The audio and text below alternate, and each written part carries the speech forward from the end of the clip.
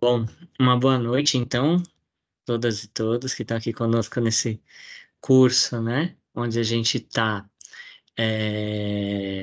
criando, né? Assim, a gente já tem algumas experiências da Academia Estudantil de Letras, que é a AEL, na educação infantil, e agora a gente está estruturando, né? Agora a gente está estruturando fazendo as orientações. E esse curso, a ideia é reunir todos que têm interesse, né, em realizar um projeto literário na sua escola, mas especificamente trazer essa ideia da Academia Estudantil de Letras, que no caso da EL, né, a gente acaba chamando de AELzinha, né, por uma questão de afetividade mesmo, e a gente adotou, né, uma nomenclatura que as pessoas já utilizavam, né? Então, foi por respeito, né, o que está sendo feito, né, já nas e-mails aí, e aí então a gente resolveu é, continuar com o mesmo nome, que é a Elzinha. Mas, como a gente falou no primeiro encontro, né, a ideia é pensar um pouco como que vai funcionar, né, uma academia estudantil de letras nas EMEIs, né? A gente já está vendo, tanto pelas perguntas, quanto pelas sugestões, quanto pelas colocações que alguns fizeram nos fóruns, algumas coisas que a gente vai ali dialogando, vai vendo o que tem de diferente, né? A gente levou em consideração essas diferenças, obviamente, né? Mas mantendo a essência da Academia Estudantil de Letras, que nada mais é do que um espaço, né? Onde a gente pensa um ambiente mesmo, um espaço de convivência entre as crianças, né? Na qual tenha como base ali a literatura e as artes em geral, tá bom? Bom, vou até já compartilhar aqui o nosso início. Ué, só um minutinho, tá, pessoal? Que eu já vou. Ah, tá aqui. Ainda não me acostumei com esse Teams novo, né? Então a gente fica meio perdido. Então, aí, o nome do nosso curso, né? Projetos Literários e Educação Infantil, Experiência da EL, né? Ele vem em continuidade ao curso. Continuidade, para quem também pensou nesse meio tempo em formar uma academia estudantil de letras, do curso que a gente fez ano passado, e pensando mais nas questões de espaços literários, né? Espaço de leitura na escola, nas EMEIs, e pensando também como constituir o projeto. Isso levou a gente a fazer a proposta da EL para as EMEIs. Como eu já disse, tem algumas EMEIs que já criaram, né, o projeto, já estão fazendo, então está sendo muito gratificante ver como está sendo frutífero, né? Bom, a gente vai iniciar com uma sensibilização, que é uma contação de histórias com a Paula Pagu. Então, a Paula tá aí, né, Paula? Ela- Eu vi ela entrando, hein? Tô aqui, tô aqui. Tá ótimo, Paula. Paula, eu vou descompartilhar então a minha tela e aí você vai iniciar para a gente com uma contação, não é isso?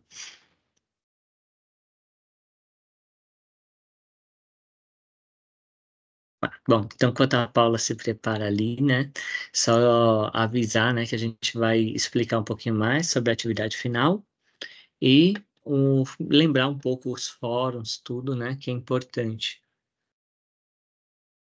Esse curso tem como característica ser curto, né?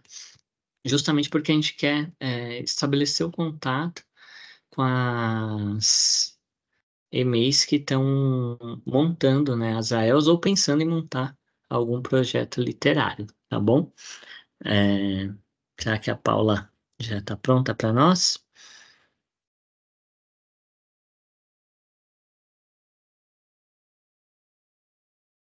Bom, ô Paula, vamos fazer assim, quando estiver pronta você dá um toque, e aí eu vou falando um pouco sobre o curso aqui, tá bom?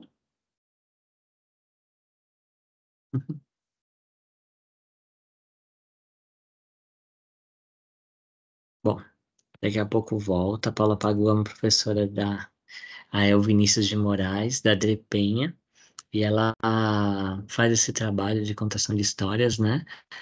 E aí a gente trouxe essa sensibilização. Acho que ela está se preparando e daqui a pouquinho ela já fala conosco aí. Bom, mas enquanto ela está no preparo, daqui a pouco eu já chamo de novo.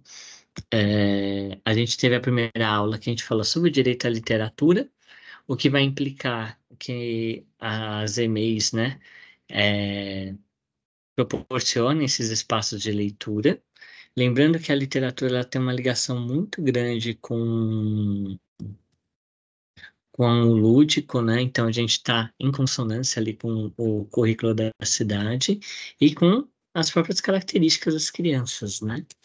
Que também exploram bastante a questão do faz de conta, tudo como a gente estava conversando no último, né? No último encontro. E aí a gente começou a mostrar um pouco como que é a EL na educação infantil. A EL, ela é dividida, né, em dois momentos, mas que acabam formam um todo, né? Mas momentos em que o principal é a literatura, então o contato com o livro, a contação de histórias, como a gente vai ver, Consegui o- voltar. conseguiu? Consegui. O, tá ótimo. A leitura em voz alta, só um minutinho, então, que eu já vou passar para você. Só deixa eu terminar o raciocínio. A leitura em voz alta, ou atividades explorando, né, a história do livro, né? Ou poesia, enfim, qual for o gênero que está trabalhando ali. Num outro momento, né, então, ela é dividida em dois momentos, pensados, né, em dois momentos de 1 hora e meia, né? 1 hora e meia tratando de literatura e a outra 1 hora e meia tratando do teatro ou outras linguagens artísticas, né? Na qual a gente consegue trazer para essas outras artes aquele conteúdo que é o da literatura. Por isso que está ali na aula de hoje. A gente vai falar tanto da mediação literária, porque é um dos aspectos, é uma academia de letras, né? Quanto das múltiplas linguagens. E quais são as estratégias de implementação da EL, e aí já levando em consideração algumas dúvidas que a gente viu surgindo. Mas eu volto para o nosso momento de sensibilização, então, e chamo a Paula Pagu para fazer uma contação de histórias. Gente, Paula, desculpa, eu não sei o que eu fiz, que eu fui falar oi e caí. Perdão. sem Boa problema, Paula. noite, novamente. Muito bom estar aqui. E aqui é Memória Afetiva. Eu sou há muito tempo da EL e hoje eu estou no doutorado em literatura, faço muitas atividades com relação à literatura, à mediação de leitura e contação de histórias, e aí as pessoas brincam assim, nossa, mas você não fica com vergonha, você fala, até a Thalita, que é da minha DRE, né, que eu sou de sala de leitura, ela estava brincando esses dias, e eu falei isso para ela, falei, olha, claro que existe aqui uma formação minha em contação de histórias, mas eu devo muito a esse espaço que a EL, né, a Academia de Estudos de Letras, o Samir, as duas Suelis, né, somente a Suelizinha, agora o Guilherme, deram para o professor. Muitas vezes a gente valoriza alguém de fora da rede, mas existe esse trabalho, esse cuidado, esse carinho, esse respeito da EL com os professores que trabalham com outras artes, né? Com teatro, com contação, com mediação. E é isso. Hoje eu estava de manhã fazendo um trabalho para a minha DRE numa jornada de literatura infantil. E aí eu estava falando para eles, né, que eu estava ali no Céu Quinta do Sol. E no Céu Quinta do Sol eu fiz uma formação em teatro pela EL, né? Fiz 3 cursos de teatro pela EL, né? Essa formação que eles sempre têm esse cuidado. Também fui com meus alunos fazer apresentações com a Academia Estudantil de Letras. Então é isso. Como eu disse de manhã para eles, eu acredito demais nessas conexões. E naquela frase, né? Que os cientistas dizem que somos feitos de átomos, mas um passarinho me contou que somos feitos de histórias. E parece que as histórias se cruzam e as pessoas se ajudam muito na EL. Eu estou com uma EL, a minha é Vinícius de Moraes, mas eu tenho outras 3 do lado ali do meu território e a gente se colabora, ajuda, tira dúvidas, faz essa conexão que com certeza faz a diferença nas escolas. E pensando em escola, eu trouxe uma narrativa que eu acho ela bem bonita. Ela tem como olhares para a nossa leitura, para a fala, para a oralidade. Existem muitas versões para essa história, mas eu gosto de uma, que é essa história de sabedoria, que é A Loja da Educação. Dizem que um viajante chegou numa cidade e ficou muito surpreso quando encontrou ali uma loja que se chamava A Loja da Educação. Muito curioso, ele entrou e logo viu no balcão um professor. Perguntou para o professor o que se vendia ali, o que tinha ali. Ele disse que não precisaria ele predispor de algum dinheiro e que lá tinha tudo importante para a educação. Se vocês quiserem escrever no chat o que é importante para uma boa educação, para uma boa escola, mas com certeza tinha nessa loja. Amor, empatia, partilha, solidariedade, carinho, respeito, ressignificar, quebrar silenciamentos, tinha pote para tudo quanto eram coisas. Muitas literaturas, olhares, e ali estava ele encantado. Foi pedindo tudo, pedindo um pote, pedindo outro, enchendo, achando que, nossa, como é que eu vou levar tudo isso para casa? Ao final, depois de ter escolhido tudo, passado ali naquela loja tão encantadora, tão diversa, de tantas possibilidades, ele pensou que ia receber uma sacola enorme. Mas qual foi a sua decepção quando o professor ali no balcão lhe deu uma caixa bem pequenininha, que mal ou se espalhava na sua mão? Ele perguntou para esse professor ali no balcão: "Ai, me desculpa, eu pedi tantas coisas para você, onde é que estão as coisas que eu pedi? Onde estão as coisas que eu queria tanto dessa tal loja de educação?" O professor riu e disse a ele, principalmente na educação infantil: "Olha, eu queria te dizer uma coisa. Na loja da educação, nós não damos nada pronto, fechado, amarrado. Aqui nós damos sementes. E é isso. Porque quando trabalhamos com literatura, sentimos a mesma coisa. E toda vez que eu conto essa história, eu me projeto para um grande que poderia ser meu amigo literário, que é o Rubem Alves. E ele fala algo sobre como nós somos pequenos, mas a literatura nos torna grande. Quando nós estamos ali na sala de aula, nós somos heróis, heroínas. Vamos até um outro século, como eu contei a semana passada, Semente da Verdade, Pote Vazio, e lá estávamos eu e minhas crianças numa época tão passada, ali desbravando, entendendo o que era ali naquela civilização.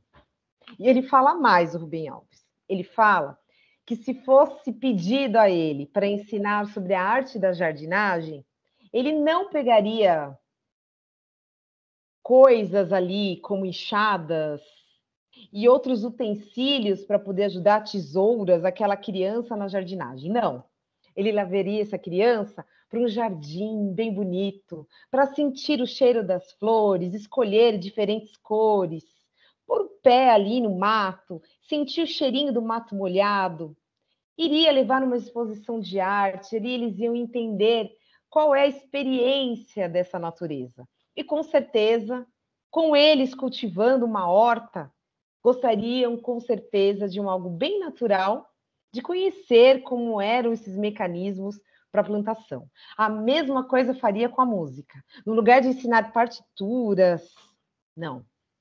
Deixaria que a criança tivesse um encantamento com diferentes formas de música, diferentes estilos e sons. Escolheria alguns instrumentos para elas ali se encantarem. E com certeza, ou no canto, como nós muito aqui na El, ou através de algum instrumento musical, ela ia querer desbravar, além dele, alguma coisa relacionada à música. E o melhor, que aqui é a nossa arte.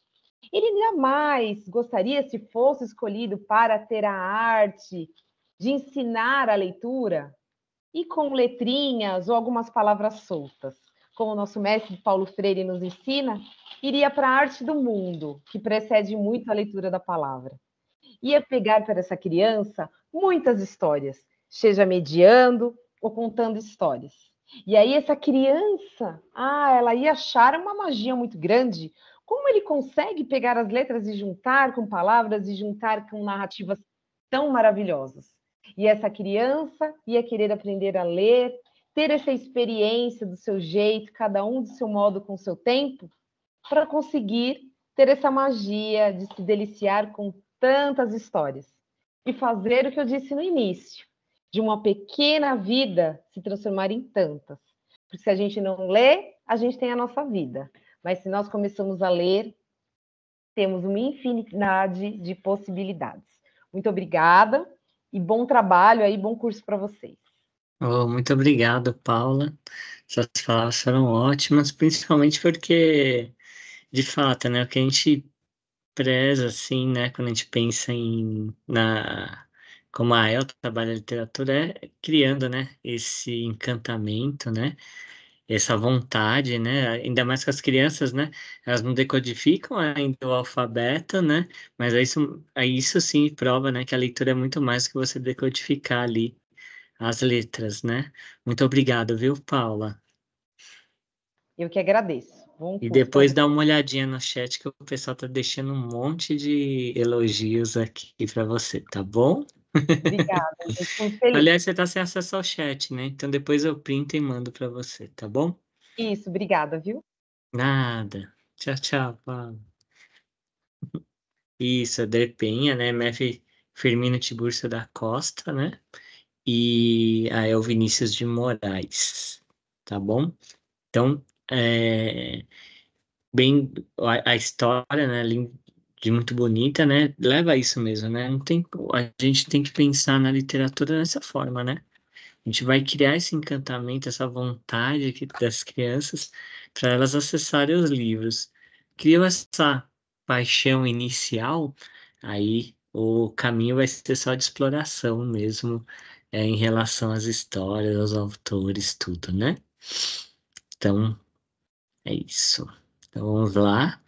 Voltando, né, ao nosso curso, o pessoal comentou, né, sobre, a gente pediu para assistir esse vídeo curto, né, feito sobre o projeto AEL, no qual ele vai mostrando as características do projeto. É um vídeo que a gente usa bastante para apresentar como que funciona a AEL. Só que olhando o vídeo, quem está, por exemplo, numa modalidade, né, da educação infantil, tudo, já começa a pensar assim, isso na AELzinha teria que ser desse jeito, né? Ou eu planejaria fazer dessa maneira na minha escola, enfim, a gente vai tendo mil ideias. A ideia desse fórum, ele não, essa atividade final, ela foi pedida dessa maneira para a gente poder observar o que um colega foi adaptando do outro, né?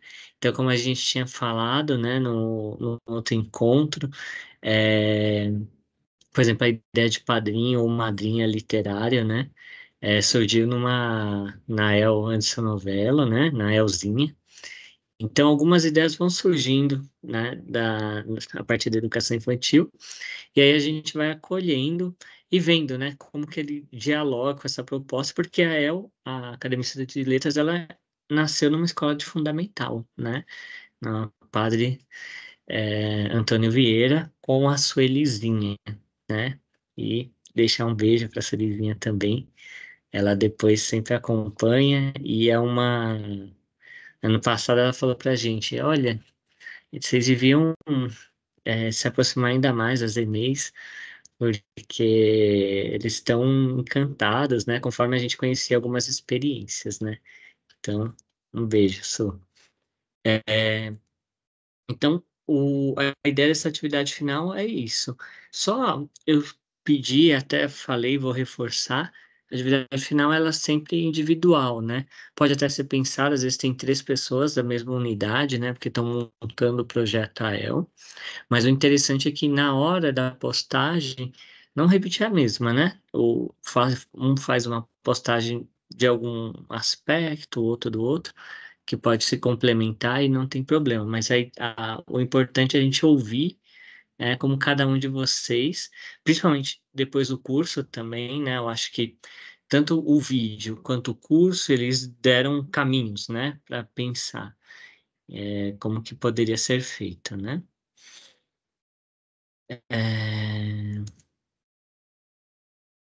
Então, vamos lá. Então, um dos aspectos da EL é a mediação literária, e aí a gente vai mostrar um pouco como essa mediação é feita na EL, o que que a gente visa, né? O que que a gente está pretendendo. E aí eu começo com esse livro, né? Do Goimar Dantas, que é a Arte de Criar Leitores, é da editora Senac.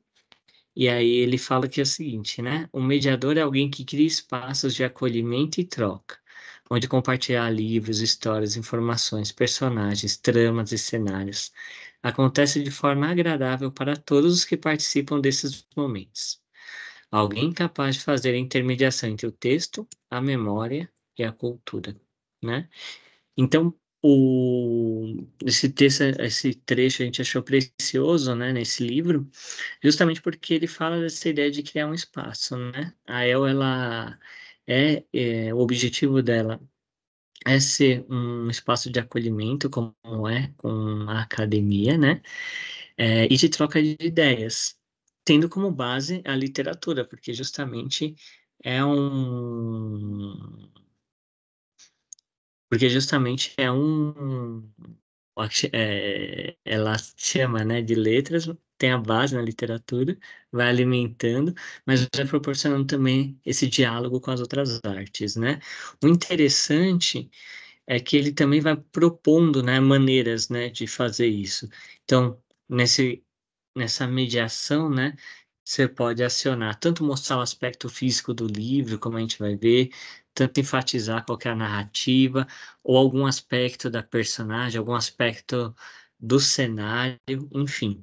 O mediador, ele vai tentando, é, né, até pelo nome dele, né, de mediação, ele vai tentando fazer essa ponte entre o livro e a criança, né, que é basicamente ver se a criança vai criando, né, esse gosto, esse encantamento por pegar um livro e pelo menos querer abrir, ver o que que tem, quais figuras, ou começar a imaginar qual história será que vai ser contada ali a partir de uma capa de livro, tá? Então, nessa foto a gente consegue ver bem isso, né? Vocês vejam que nesse momento ali, né, não foi tirada a foto, né, com alguém, com a mediação, com o mediador presente, mas ele está presente, né, ele organizou ali o espaço, e é curioso porque você veja que no centro, né, tem uma criança ali com o livro entreaberto, né, e a outra apontando para a capa, né, e o do cantinho parece que até que tá com a boca meio de, surpresa, né, então, assim, isso aqui de certa forma, criar essa identificação da criança com o livro, né? E obter isso é que a gente vai ver um pouco algumas teorias, algumas atividades que conseguem fazer essa aproximação, né? Mas a ideia, como a gente até tinha comentado também na outra aula, é que haja momentos desse contato direto da criança com o livro, tá bom? E aí você veja que é muito natural, desde que a gente vá é natural, mas a gente tem que ajudar a surgir, né? Um pouco alguns comportamentos, essa troca, mostrar o que está vendo, né? Apontar para o colega, mostrar, olha só, tá. Então isso vai surgindo aqui, né?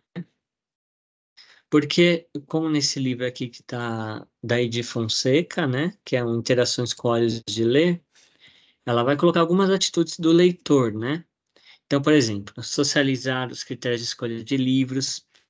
Então, quando você vê as crianças conversando, né? Por que será que ela pegou aquele livro? A gente pode estimular isso, né?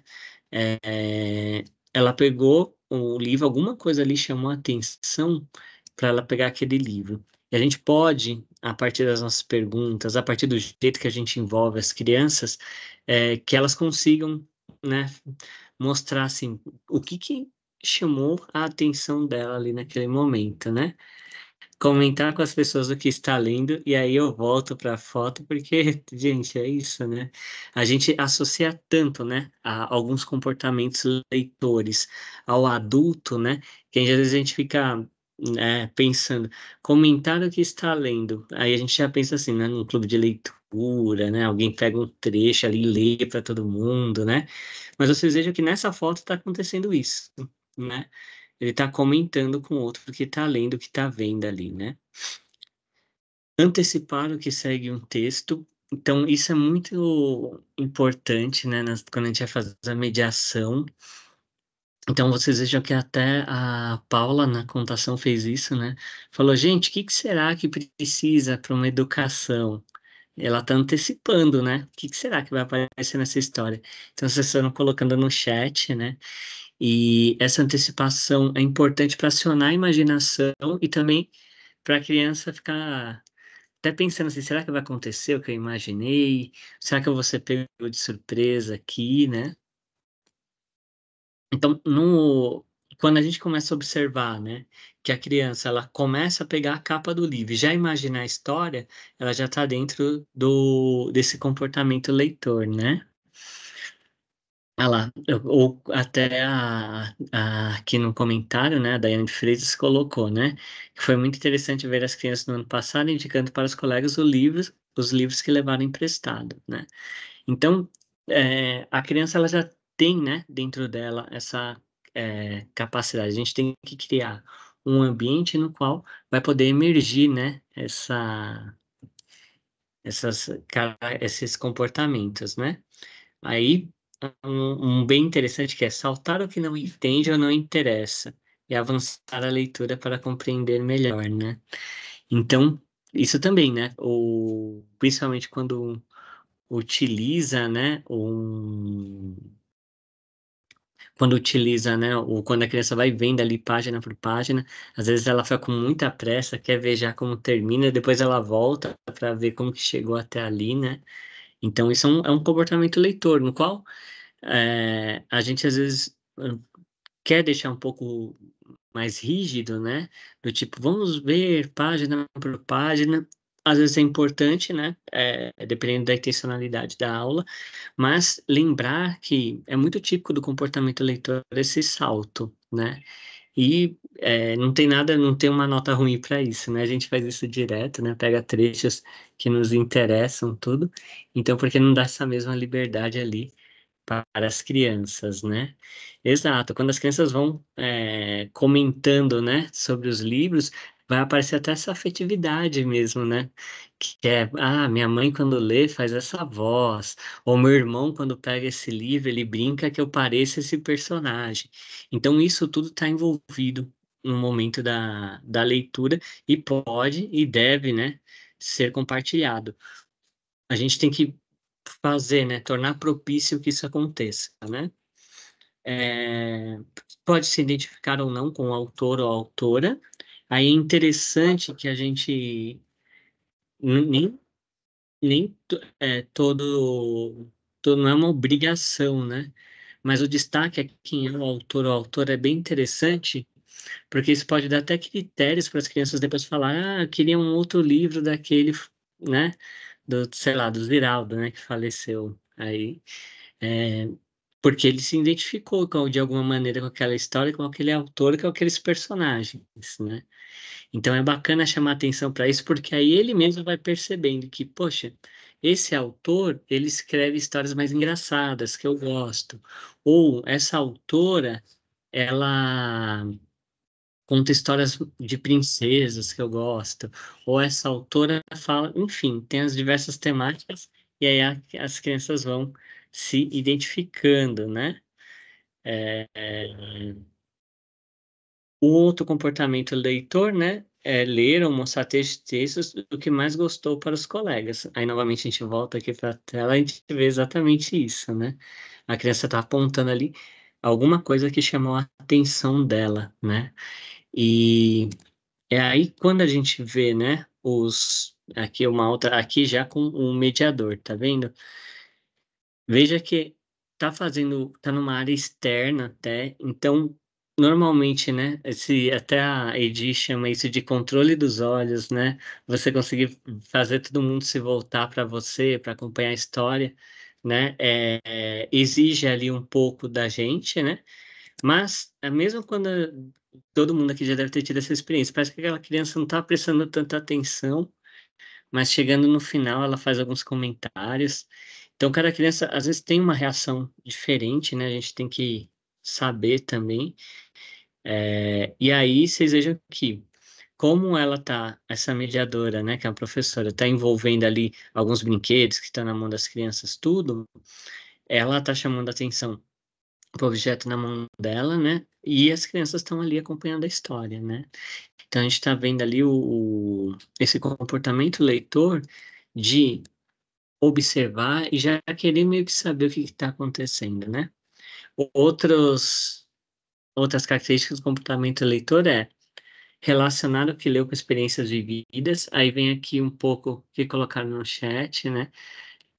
Que elas gostam de apresentar o livro, gostam de falar e também apresenta essa afetividade. Quer dizer assim, ela vai contar um pouco até se aquele livro lembrou alguma situação da vida dela, tudo, alguma coisa que ela passou, se alguma história chamou a atenção, né? Fez, isso aqui fez lembrar do meu avô, porque meu avô é bravo que nem esse personagem, né? Outro é recomendar leituras, que é o que também está aqui no chat, né? Quando a criança gosta de compartilhar, apresentar o livro, falar, olha, leva esse livro na próxima. Esse compartilhar indicar, né, a leitura, aquilo que achou legal para o outro, é já parte do comportamento leitor, né? Isso. O ver com os outros a interpretação, isso é bem bacana também, né? Principalmente quando a gente conta uma história, aí uma criança dá a opinião dela, a outra dá a opinião dela. Isso vai fazendo ela perceber também que uma história pode gerar diferentes sentimentos e raciocínios entre os colegas, né? Então, isso é parte do comportamento leitor. E comparar o que leu com obras do mesmo autor ou de outros autores. Aí como faz, que nem a colega que colocou aqui, né? Que coloca o autor, a autora ou ilustrador, ilustradora, né? Faz esse destaque. A gente pode acionar essa memória, né? Para que a criança possa fazer essas comparações, enfim, conforme a memória dela também, né? É interessante porque, assim, uma boa mediação, ela vai propiciar que esses comportamentos leitores sejam desenvolvidos, tá? E a mediação ela não acontece só quando eu estou fazendo a leitura em voz alta ou fazendo uma contação de histórias. Até mesmo quando eu faço, né, esse momento do contato direto da criança com o livro, aí a gente tem um momento que precisa de um mediador, né, que mostra ali o acervo, faz algum destaque, leva a criança até lá, cria esse ambiente no qual a criança vai se sentir segura para, né, brincar com os livros, né? Então, esses são os comportamentos leitores. E isso nos ajuda, às vezes a gente pensa assim, poxa, né? O que que é né? O que que seria observar o comportamento leitor de uma criança, né? Seria observar se está acontecendo esse processo. Então, se eu faço, por exemplo, uma atividade de empréstimo rotineiro de livros, né? Olha quanta coisa eu posso fazer a partir desse empréstimo, seja as indicações da semana, seja quem pode fazer o reconto da história, enfim. Tem N atividades que você pode fazer integrada a ele e que vai potencializar a questão do empréstimo, né? Isso. Ou então a leitura por capítulos também, né? Como está aqui no exemplo. Perfeito. Inclui brinquedos, né? Perfeito. A gente até, uma das coisas que a gente destacou da outra vez foi também, e é importante, é isso, né? Essas materialidades, né? O brinquedo, fantoche, tudo isso torna a história mais palpável, né? E, na verdade, incentiva essa questão do faz de conta da criança, né? Olha só, queria ser desenhista de livro, uma criança, o chat, né, a professora contando aqui que uma criança falou que queria ser até ilustrador. Então, às vezes a gente descobre até o... A gente até ajuda, né, a descobrir, né, o que a criança quer ali desenvolver depois, né? E quantas das vezes ouvindo uma história não quer virar escritora, escritor, enfim. o importante é fazer mesmo essa ponte, essa mediação, né? E aí, como que eu sei que é a... Porque é que tá, quando a gente faz uma atividade, também a gente quer saber assim, será que está sendo eficiente? Será que eu estou conseguindo? Eu acho que se a gente tiver em mente quais são os comportamentos leitores, aí eu começo a ver que, opa, isso aqui está dando certo. Por exemplo, se eu vou contar uma história, normalmente eu destaco o autor ou a autora, e aí, de repente, naquela história, eu comecei a história e não falei do autor, e alguma criança fala assim, e quem que escreveu essa história? Né? Isso quer dizer que você já propiciou que o comportamento leitor emergisse ali naquela criança, tá? Então, a gente colocou alguns elementos, claro que quando a gente faz, né, esses slides com perguntas, tudo, né, a gente acaba sempre pensando, né, no seguinte, né, é, perguntas mais gerais que podem ajudar nesse momento, né, que vai fazer essa mediação literária, mas também a gente leva em consideração, né, alguns elementos. Pode ser que justamente você fala assim, poxa, mas eu acho super importante que na mediação tenha também esse elemento, porque a gente vai também desenvolvendo o nosso jeito de fazer a mediação, né? Então, nessa mediação aqui, a professora está sentada numa cadeira, um pouco mais alta que as crianças, e está apresentando o livro. Aí que tá. Às vezes é importante que o livro seja apresentado assim e às vezes não. Quando a gente faz as perguntas, né, a gente normalmente é para aquilo entrar na sua intencionalidade, né?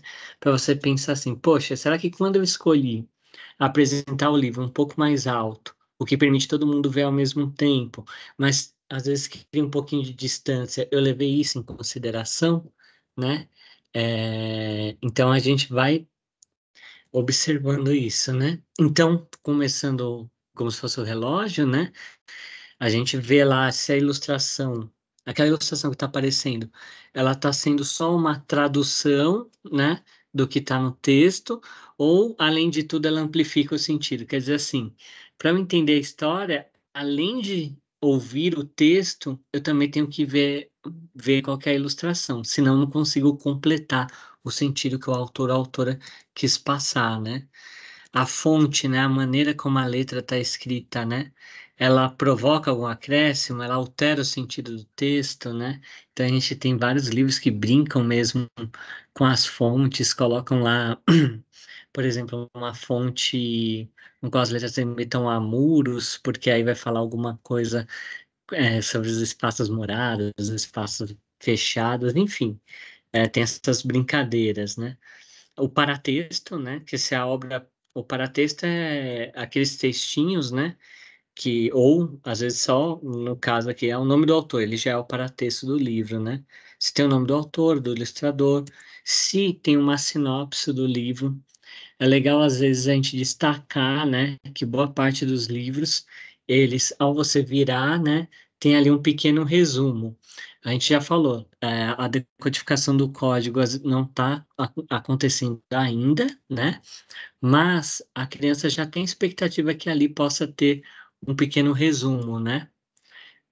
Se há uma biografia do autor ou do ilustrador, que graças, né, aí às novas as políticas editoriais atuais, né, tudo está sendo cada vez mais comum, porque não, você já deve ter pego, né, aqueles livros que são dedicados a crianças, no qual você não tem nem às vezes o nome do autor, principalmente se é uma história como Rapunzel, Três Porquinhos, a pessoa escreve a história, né, alguém reescreveu aquela história, mas não tem um autor, não tem quem é um ilustrador, você não consegue saber nada, né, sobre esses dados. Mesmo quando a história de domínio popular, vamos dizer assim, como os Três Porquinhos, a gente sabe que ela exige escolha de palavra, como que vai ser contado, tudo. Então, tem que honrar aquela pessoa que fez aquele trabalho, né? Aí a disposição física do mediador, né? Qual altura é a melhor perante as crianças? Como posicionar o livro? Ou como, em qual momento apresentar as ilustrações? Então, tem livros que são muito propícios, né? Quando você lê a história, você fala assim, puxa, eu só posso mostrar a ilustração ao final. Por exemplo, aquele livro do Quem Soltou o Pum, né? Se você conta ele é, em voz alta, sem mostrar a ilustração, todo mundo vai pensar que é uma coisa. Quando você mostra a ilustração, você vê que Pum é o nome do cachorro, né? E aí modifica completamente o entendimento da história. Ou então, você pode ir apresentando junto, quando faz sentido também, porque às vezes a gente percebe, fala, poxa, se eu não mostrar essa ilustração, eu vou ter a quem está ouvindo vai ter uma perda de sentido aí. Então, na verdade, assim, não é que vai ter um certo e errado, né? Ah, eu sempre vou ter que mostrar junto, ou vou ter que mostrar ao final.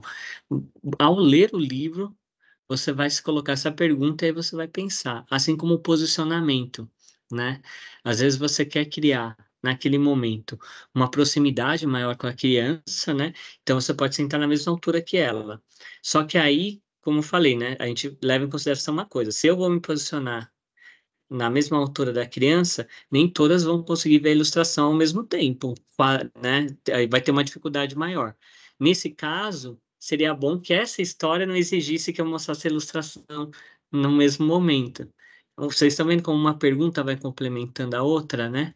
Então, eu vou olhar o livro e vou ver, poxa, nessa aqui eu queria fazer esse momento mais próximo deles, mas eu sei que se eu tentar mostrar a ilustração na hora, vai ter aquele do fundo que não vai ver, e vai ter aqueles da frente que vão encostar assim no livro, e aí ninguém de trás mais vê. Então eu levo isso em consideração, porque essa é a minha realidade, né? É, ali no momento, né? A organização do livro, né? Se o livro ele é organizado tradicionalmente, né? Então eu abro o livro lá e vou lendo, né? Da esquerda para a direita, né? Ou se o livro ele tem alguma coisa diferente, como por exemplo uma sanfona, né? Eu posso puxar uma imagem, ela salta. Se o livro tem esse recurso, na hora que eu vou fazer a mediação dele, é interessante que eu, né, faça é, faça esse destaque, né? A capa, né? Gente, é que eu tô vendo aqui no chat, né? Desculpa até que interromper minha fala. Para mim não tá aparecendo ninguém no lobby, né? Então, não sei o que aconteceu aqui. Mas acho que já conseguiu entrar, já, pelo que eu entendi. Né? Quando aparece no lobby, eu já aperto aqui já, tá bom? A capa, né? Aquela capa, ela antecipa a história. O que que ela desperta em relação à história? E às vezes, por isso que é importante se colocar sempre essas perguntas a cada livro. Às vezes é interessante mostrar a capa ao final da mediação, porque a capa sintetiza tantos elementos já da narrativa que aí você pode fazer na capa a recuperação da narração, se você quiser fazer uma atividade de reconto com eles, por exemplo, né? No qual eles vão mostrar a criatividade deles, mas eles vão ter a capa para ajudar, né? Ou você pode fazer da maneira tradicional mesmo, mostra a capa logo de início, né? E tá tudo bem. É só pensar nessa estratégia, né? O que propriamente você quer desenvolver naquela aula. Às vezes é legal mostrar como a capa antecipa bastante da história, justamente fazendo essa estratégia. Eu faço a leitura, tudo, e aí eu volto para a capa. E aí eles começam a perceber, opa, aqui nesse espaço tem muita gente, tem muita coisa da narrativa, tá bom? Já antecipada, né? E por último, o suporte, né? Qual tipo de mediação o suporte inspira, né? Isso, o suporte aí é pensar justamente também aquela questão do como o livro é organizado, né? Que é o quê? Eu posso ter um suporte, então, um livro de capa dura, por exemplo, se eu for apresentá-lo tudo, ele vai exigir até uma postura diferente, tudo, e vai causar no leitor algumas expectativas diferentes, né? E um livro, né, que ele tem um suporte, por exemplo, um pouco mais comprido, tudo, pode ser que até o livro explore isso, né? A questão de ser comprido, né? Como. Esqueci o nome do livro, que ele fica explorando isso, né? Aí vem a minhoca. Vem o pé de palhaço, tudo que é comprido ele vai, né? Ah, que maravilha. Aqui no chat, né, o professor está colocando uma foto, né, do momento de mediação mesmo, e aqui é a leitura em conjunto, né, é muito bacana. É interessante, porque assim, a gente prega muito pela liberdade de escolha da criança, obviamente, no momento da leitura também. Mas estar todo mundo com o mesmo livro, ele também permite fazer algumas outras atividades que são interessantes. O que é importante aí é ter essa intenção, ver a intencionalidade, né? Eu quero ao mesmo tempo ver eles trocando impressões sobre o mesmo livro. Então todo mundo tem que estar com o mesmo livro, não tem muito o que fazer, né? Mas para mim o importante agora é que eles troquem impressões sobre livros diversos, até para eles irem conhecendo essa e conhecendo, né, um repertório maior. Então, apresento livros diferentes, né? É bem bacana esse tipo de atividade, até porque às vezes a gente consegue ver momento a momento as hipóteses que eles vão criando sobre a leitura. O que que eles acham que vão acontecer, tudo. Como está todo mundo com o mesmo, você consegue colher muita impressão bacana deles, né? E o que lembra até a discussão do clube de leitura, né? Que todo mundo lê o mesmo livro, né? Então, sem problemas, né? Eu acho que, sem problemas não, acho muito rico. Quanto mais formas variadas a gente tiver de levar a literatura, melhor, né? Seja para uma leitura compartilhada, leitura em voz alta, a leitura livre, a leitura feita de forma de contação de histórias. O importante é fazer essa ponte, né? E as possibilidades, então, de estratégia para o trabalho literário, a gente foi até já falando um pouco, né? Mas a apresentação de autores e obras literárias marcantes, né? Então, às vezes você quer fazer um destaque dos grandes autores da literatura infantil considerado, né? Os grandes hoje. Talvez mais para frente terão outros, né? A gente sabe que vai mudando, mas, por exemplo, Ruth Rocha sempre vai estar entre essas autoras, né? Então, você pode fazer um trabalho só pensando nisso, né? Jogos literários, como por exemplo, um jogo de memória com as caricaturas ou fotos dos autores, ou um jogo de memória com as capas dos livros. A gente pode fazer também aí, né, dentro da AEL, né, a escolha desse patrono ou patronesse para a Elzinha, que é bem bacana também, que eles vão começando a prestar atenção, né, principalmente se vai fazer uma homenagem, né, a essa pessoa.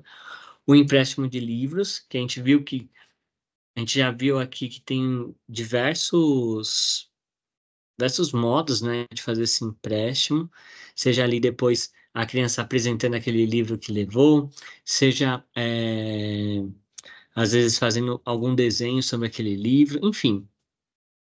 A man, o, dentro alguém perguntou até na última aula, né? Eu já faço a ação, né, de emprestar livros. Dentro da AEL, isso faria bastante sentido, né? Também, porque ali, justamente na AEL, a gente está tentando repertoriar, né, essas crianças. O trabalho com outras linguagens, que a gente vai explorar um pouco mais, né?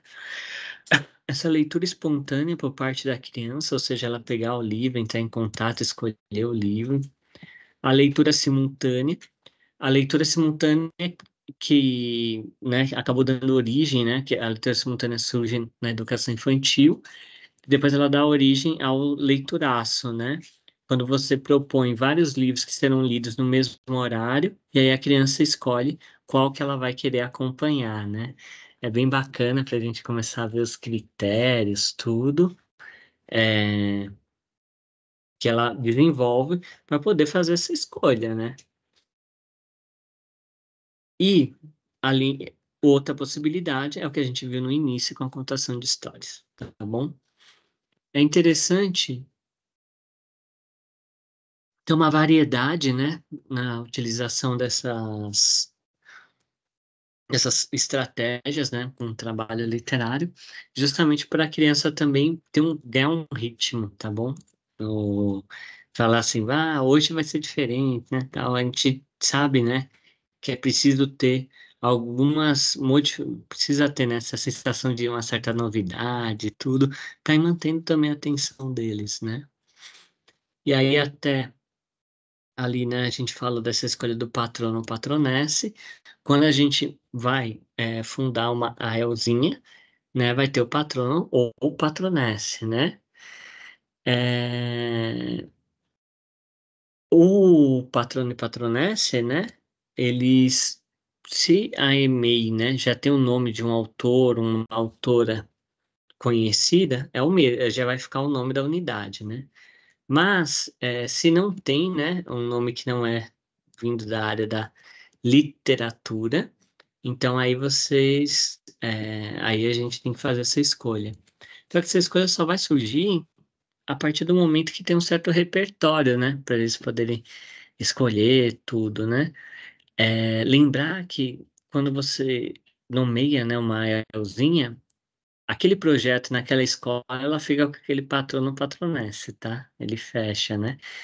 Isso não deixa a questão de dar homenagem ao patrono patronesse é só, é, não vai travar o trabalho, né? Ah, não pode participar outros autores, porque cada criança vai também escolhendo outros autores que ela individualmente queira homenagear como seu amigo literário, como a gente vai falar daqui a pouco, né?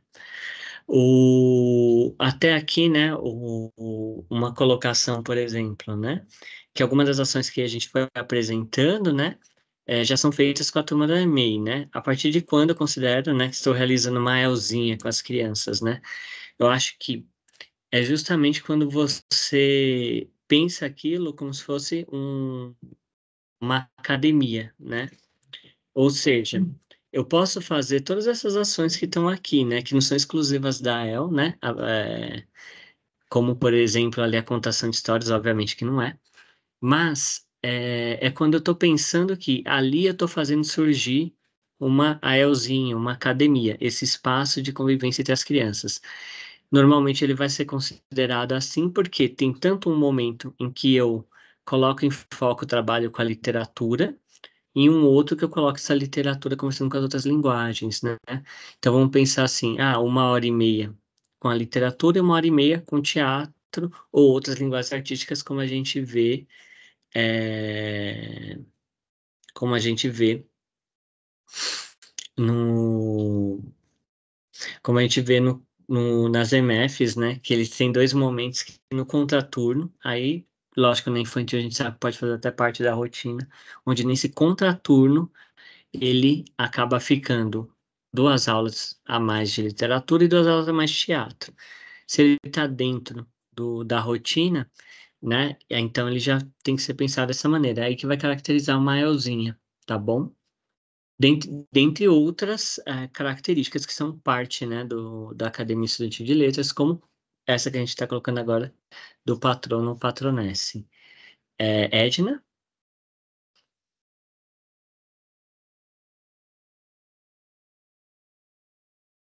A Edna não está com a mão levantada, mas depois, se vier a dúvida, eu não estou ouvindo. Na verdade, posso falar rapidinho? Claro que pode. Ah, tá. Não, é que eu queria aproveitar o momento, que assim, eu acho sempre que, principalmente falando de educação infantil, tá? Eu sou de EMEI e eu gosto de contar as coisas com convicção, porque quando você tem segurança do que você fala, eu acho que isso vem com entusiasmo, as crianças captam mais facilmente. Nesse momento do patrono ou patronese, eu sugeriria que começasse com o patrono da escola. Não que você desse o nome, mas assim, para a criança saber o que é um patrono, né? Porque de Perfeito. repente você fala, vamos pôr o nome é um patrono. E a escola tem. Perfeito. Quantas pessoas, às vezes nem as famílias sabem o que é um patrono, né? Então eu estou falando isso, eu estou passando essa experiência, porque aqui na EMEI Gabriel Prestes, né, tem uma foto um tanto quanto diferente, que ele tem um bigodão enorme e tal, e as crianças, o bigode dele é aqueles bigodão, assim, vassourão, comprido para os lados e tal. Uhum. E aí nós começamos a trabalhar essa história de patrono, antes de ter a El, que nós estamos começando agora, Ótimo, né? Então, é ótimo. uma dica para fazer sentido quando você for nomear, batizar a sua Perfeito. El. Era essa a minha contribuição. Obrigada. Perfeito, Edna. Inclusive, isso tira algumas dúvidas que vão surgindo depois, né? Por exemplo, perguntar, posso mudar o patrono, a patronesse? Aí a ideia é que seja como é o nome da escola mesmo, né? O nome da escola não vai mudar porque mudou os professores que estão ali naquele momento, ou quem está participando do projeto naquele momento, né? Então, perfeita essa estratégia, perfeita. Aí, pô, uma boa dica, né, para quem estava pensando nessa questão, né, de levar até essa escolha do patrono patronesse. Esse é um exemplo perfeito. Inclusive, aí também tem uma observação aqui, né, no chat da Adriana, que ela fala se essa leitura espontânea, né, se ela não vai perder a característica se a criança precisar sempre executar outra proposta resultante da leitura. Então, aí a gente precisa até fazer uma diferenciação mesmo, né? Tem coisas, por exemplo, que eu só vou observar, né? Então, se eu estou fazendo lá, estou proporcionando e querendo que as crianças façam essa leitura espontânea, peguem um livro, troquem, não sei o quê, eu vou observar se ali está acontecendo alguns comportamentos que eu sei que são típicos do leitor, né? E não é porque eu estou pensando como uma atividade, não, porque é normal, né? É, é, é claro que nem todo mundo vai compartilhar essa leitura, nem todo mundo, né? Mas, em geral, um leitor ele acaba querendo que outros leiam o mesmo livro até para ir conversando sobre, né? Então, assim, você, como você falou, tem que ver qual que é a intencionalidade. Então, é importante que você não peça nenhuma atividade em troca, né? Tem esses momentos. Concordo. Só que isso não significa que a gente não tem nada a observar também, só tomar esse outro cuidado, né? Que nem não é o que você disse, né? Mas a gente tomar esse outro cuidado também.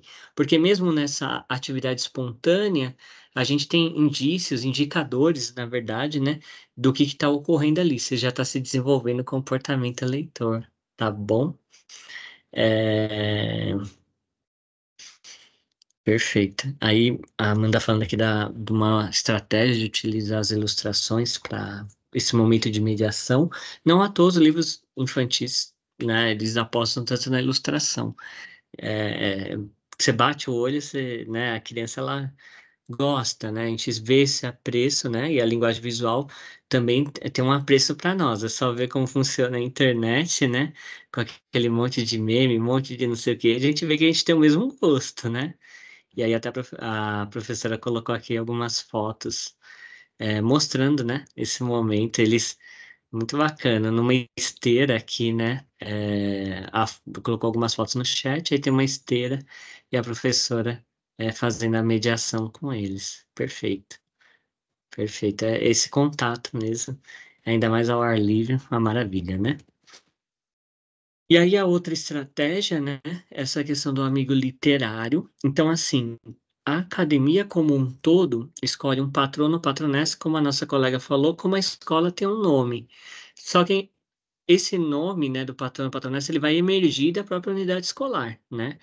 Por isso que é importante ter um certo ter um diálogo, né, com a gestão, com a coordenação, com os outros professores, para que aquele patrono ou patronesse, ele realmente faça parte da cultura escolar, né? Começa estar ali, né, no dia a dia daquela EMEI. A outra estratégia é o do amigo literário que vai fazer essa aproximação. O amigo literário é assim, após um tempo mesmo, né, de repertório tudo, naturalmente ou com algumas provocações nossas, né, vai se criando uma identificação entre a criança e um autor ou autora. Isso pode se dar porque ele sabe algum fato sobre o autor, né? Por exemplo, né, tive um acadêmico que a identificação dele com o Maurício de Souza era porque o Maurício de Souza tinha um monte de filho, né? E a família dele era grande. Então, ele se identificou por isso. Mas a partir daí ele começa a pesquisar um pouco mais sobre esse autor, né? A ideia de ter um amigo literário é porque, assim, além de proporcionar, né, que uma criança fale sobre a outra, sobre os autores, seu amigo literário, né? Também é importante porque ele vai poder ter a oportunidade de se aprofundar na obra de um autor ou autora, né? Às vezes a gente, como eu falei, né? No dia a dia, né? das organizações de leitura, tudo, a gente chama a atenção para, é daquele mesmo autor, tudo, mas nem sempre a gente aprofunda um pouco mais isso, né? Mostrar que, né, no fim das contas, como foi produzido pela mesma pessoa, acaba tendo algumas coisas que são recorrentes, de repente ele escreve alguma coisa que é uma surpresa, enfim. O amigo literário ele vai surgir do coração mesmo, tá? A gente não vai forçar, igual no fundamental, né? A gente não força uma relação, né? E uma criança, ela vai perceber que, por exemplo, né, quando eu era criança, eu lia muito livro da Ruth Rocha, né? Muito mesmo. Então, eu chegava na biblioteca e já perguntava se tinha algum da Ruth Rocha. E a Ruth Rocha tinha até que era a história do lápis, a história do livro.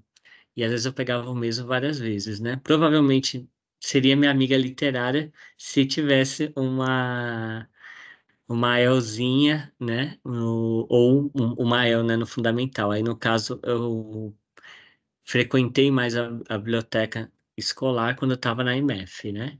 Então seria minha amiga literária, porque assim você vai percebendo que aquela pessoa conversa com você, né? Seja porque trata de alguns temas que você gosta, às vezes alguma coisa até que você acha engraçado na pessoa, né? Olha como ele se veste, né? Porque tem alguns autores que se vestem diferente, tudo. Enfim, alguma coisa vai criar essa familiaridade, né? Entre a criança e o autor, e aí quando a gente vai falando assim, "Pô, quem você gostaria de representar, ou seja, quem você gostaria de ser seu amigo literário, como se, né? Se você tivesse que escolher um amigo, quem seria? Enfim, só que a gente vai propiciando que isso aconteça, né? A gente não vai forçar nada, né? A ideia de ter um amigo literário é justamente essa oportunidade que a criança tem de poder aprofundar um pouco mais e perceber, né, como que um autor, uma autora, ele vai deixando as características dele em diferentes livros, tudo.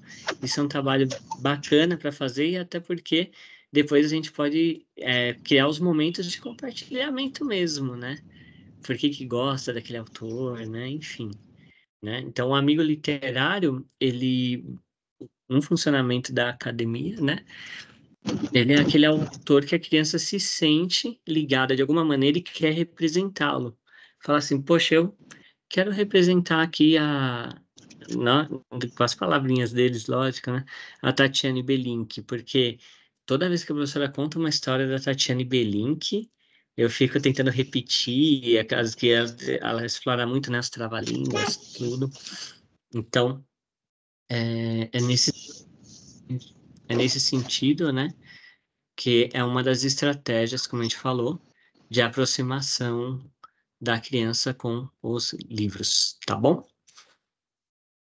Então, ó, aí a outra metade da EL, né, que são as múltiplas linguagens.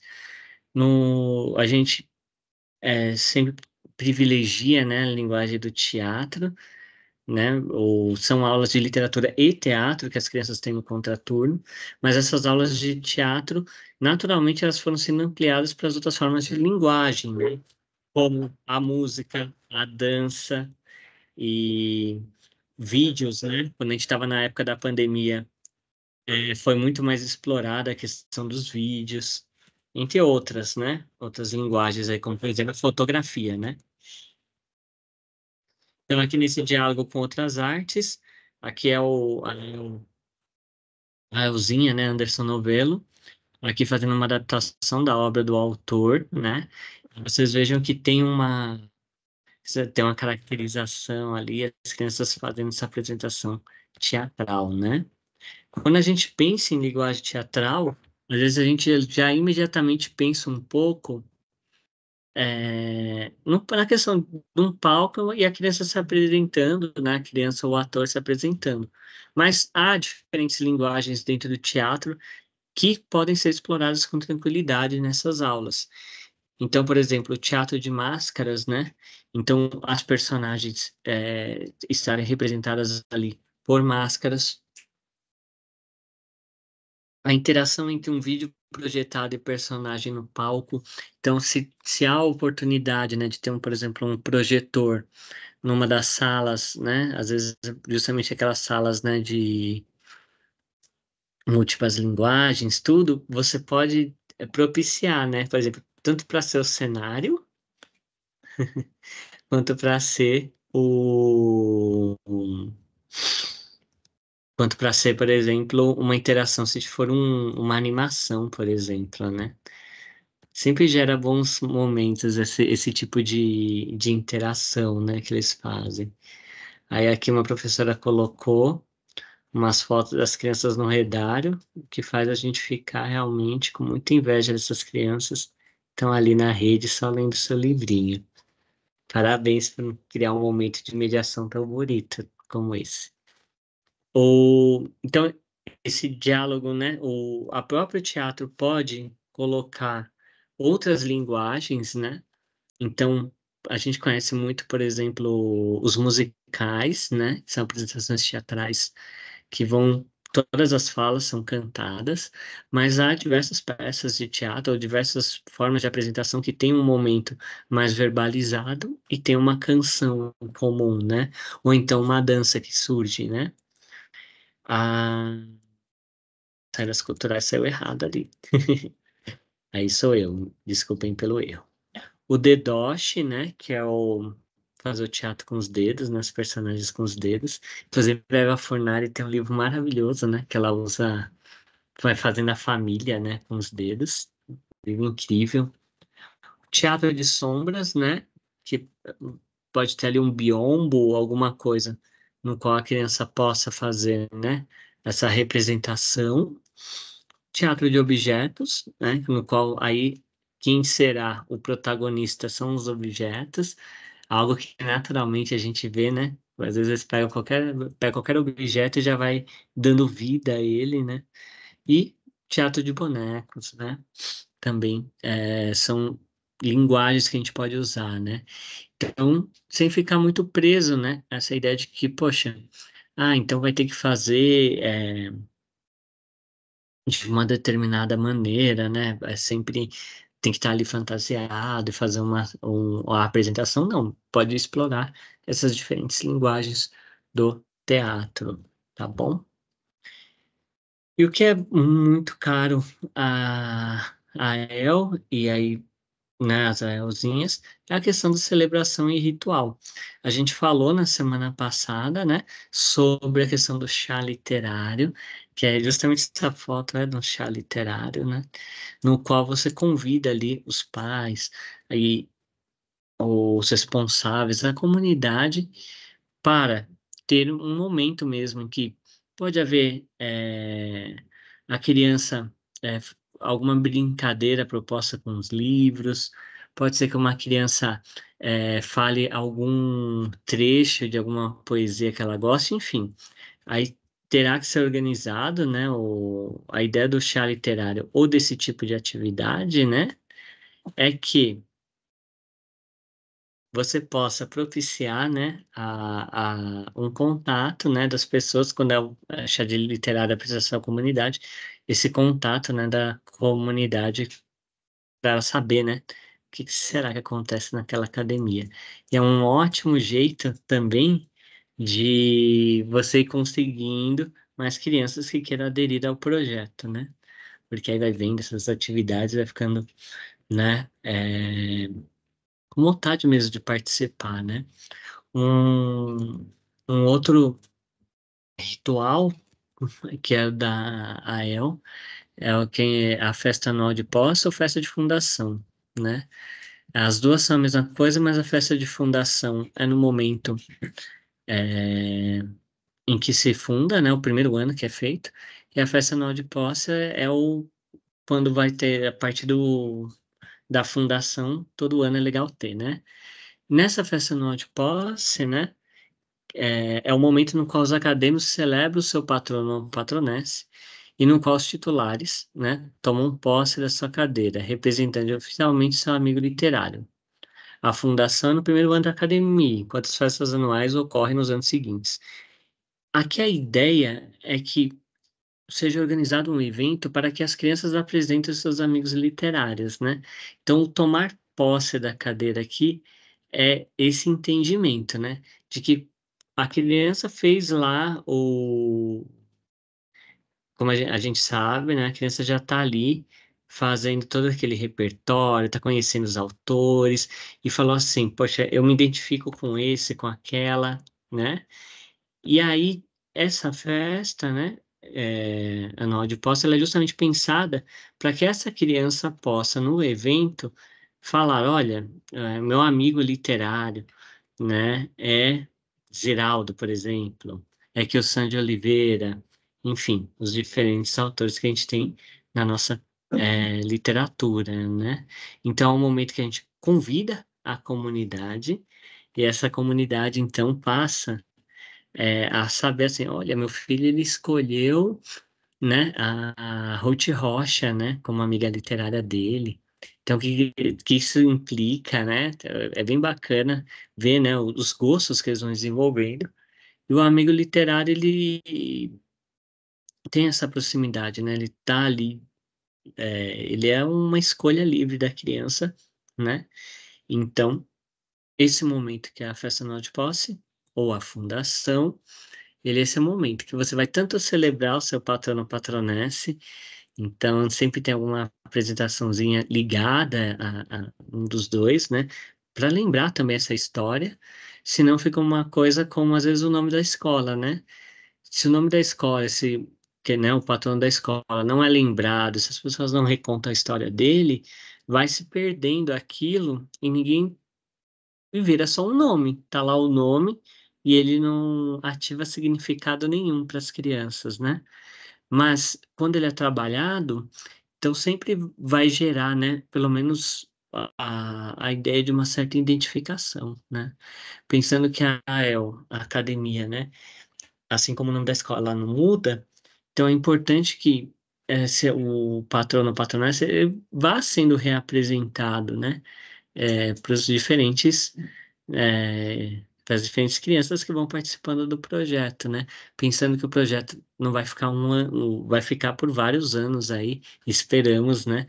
Que nem a Elzinha, que a gente deu como exemplo, né?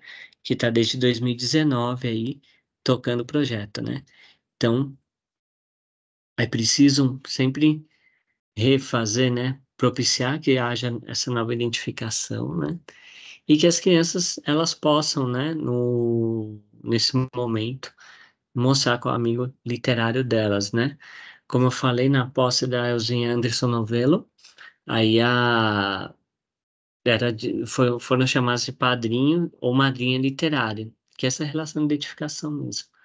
E aí, então, vinham as crianças que representavam aquele autor e, né, perante a todos ali, tanto da academia quanto da comunidade. Foi a Dayana que levantou a mão. Pode falar, Dayana. Guilherme, eu fiquei com uma dúvida, né? Em relação ao ritual de posse. Esse ritual de posse, ele pode ser do amigo literário, e esse amigo literário pode ser o amigo literário da turma, então cada turma pode ir lá representar na posse esse amigo literário. E o do patrono, é o mesmo ritual, é isso? Não, é no mesmo momento, né? Por exemplo. Oi, pode falar, que aí eu acho que você perguntando eu consigo ajudar. Eu estou perguntando assim, essa posse, ela ocorre no mesmo momento que a gente vai relatar sobre o patrono, ou patronesse. É o mesmo ritual, tudo isso? É o mesmo ritual, é o mesmo ritual. Todo ano? Todo ano. Porque assim, as crianças vão mudando, né? De um ano para o outro. É uma solenidade que marca a história dessa criança dentro do projeto AEL, né? Então, onde se para ali mesmo, para tanto ter essa questão, né, da criança tomar posse, né, ou das cadeiras, né, a gente até colocou, mas né, o símbolo, né, de você ser o representante daquele autor, como também um momento propício para você lembrar um pouco sobre o patrono patronesse. Normalmente se pensa às vezes uma breve apresentação, ou às vezes até mesmo no início, né, quem está apresentando conta um pouquinho só sobre o autor, também a gente vai equilibrando isso, né? Sobre quem é o patrono, quem é a patronessa, para não deixar como... para sempre lembrar dessa figura, entendeu? Ok. Tá bom? E aí, lógico, na fundação acaba se falando muito mais o patrono patronesse, né? Nos outros anos, não. A gente sempre lembra quem é o patrono, quem é a patronesse, mas a centralidade vai acabar recaindo, até porque também os outros amigos literários vão sendo apresentados ali, né? As crianças também têm que equilibrar entre reapresentar, né? Trazer novamente a figura do patrono patronesse e a criança poder apresentar também e mostrar quem é o seu amigo literário. Tá bom? Edna? Só para cimentar isso, é como se fosse assim, o patrono é o fixo, é o nome fixo da sua AEL, e o amigo literário é como se fosse o escolhido do ano para ser homenageado, por exemplo. É que aí, no caso, você está me dizendo de cada criança, mas eu poderia também ter um grupo de crianças que naquele ano fosse homenagear um escritor, que não é necessariamente o patrono, é isso. Pode, pode, pode.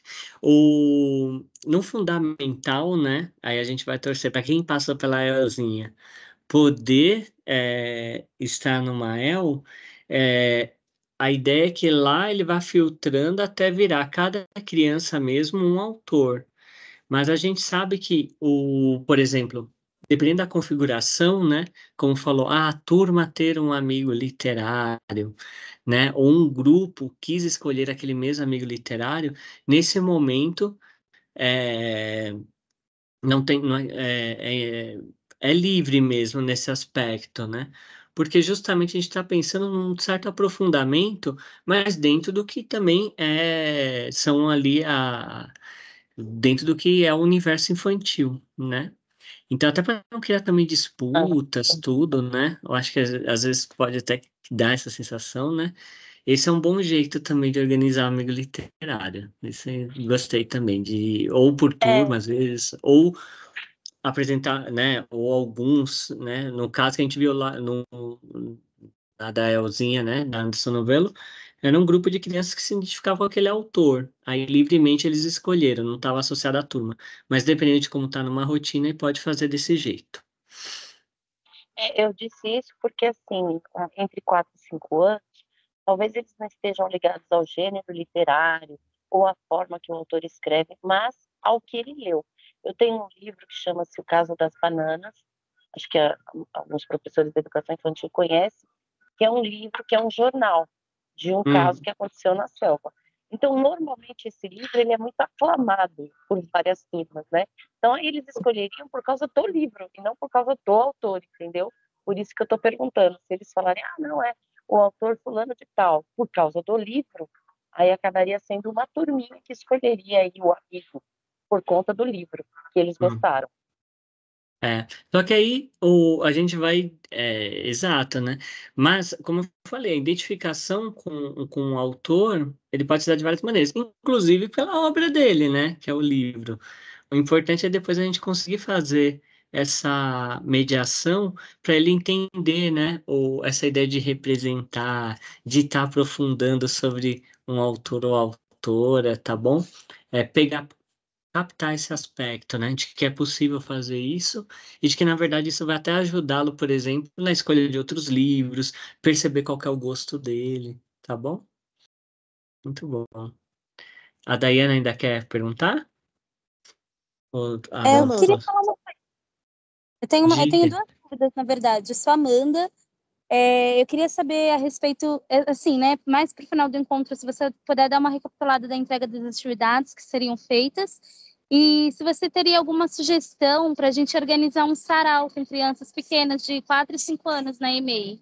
Eu estava pensando em trabalhar uma música também, que é uma das linguagens, né, que é Isso. fácil para as crianças, ou até mesmo um livro dos Dedoches, que foi mencionado agora, da Eva Funari, né, porque vai ser um dia da família.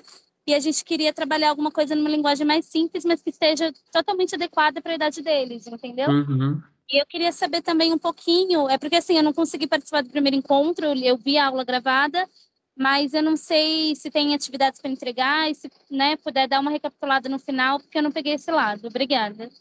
Tá bom, no finalzinho eu dou uma recapitulada, mas a questão do sarau, que é uma das atividades que pode ser organizada, né? É sempre pensar, como você falou, né? Nessa adequação e que às vezes vai surgir até de uma forma ali junto com as crianças mesmo, né? Então, que a música proposta tem a ver, às vezes, com a temática que está sendo desenvolvida nas aulas. Pode ser organizado esse sarau, né? Ter um momento de apresentação, né? Mas depois ter pequenos espaços mesmo que sejam montados, por exemplo, para apresentar alguma, por exemplo, até do DDoS que você falou, né? Eu gosto muito das combinações, né?